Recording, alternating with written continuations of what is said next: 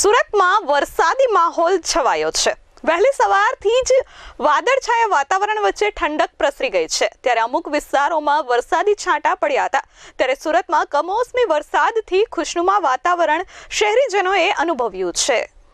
હવામાન વિભાગે 10 મે સુધી ગુજરાત રાજ્યમાં વરસાદની આગાહી કરી છે। ત્યારે સુરતમાં ગઈકાલે સાંજે પણ મિની વાવાઝોડું સર્જાયું હતું અને ભારે પવન ફૂંકાવાની સાથે વરસાદ વરસ્યો હતો। વરસાદને પગલે વાતાવરણમાં ઠંડક પ્રસરી ગઈ હતી। ત્યારે સુરતના વાતાવરણમાં આજે પણ પલટો આવ્યો છે। વહેલી સવારથી જ ખુશનુમા વાતાવરણ જોવા મળ્યું છે। વાદળછાયા વાતાવરણ વચ્ચે લોકોને બફારાથી અને ગરમીથી રાહત થઈ છે। ત્યારે સુરતના અમુક વિસ્તારોમાં સવારે વરસાદ પડ્યો હતો।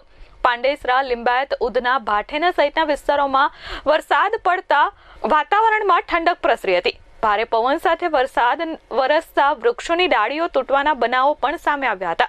આકાશમાં વાદળછાયું વાતાવરણ સર્જાતા સુરતમાં ઠંડક પ્રસરી છે।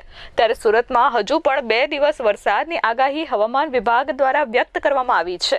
જોકે વરસાદી વાતાવરણને પગલે લોકોને આકરી ગરમીમાંથી અને ઉકળાટમાંથી રાહતનો અનુભવ થયો છે। Bureau report S24 news Surat.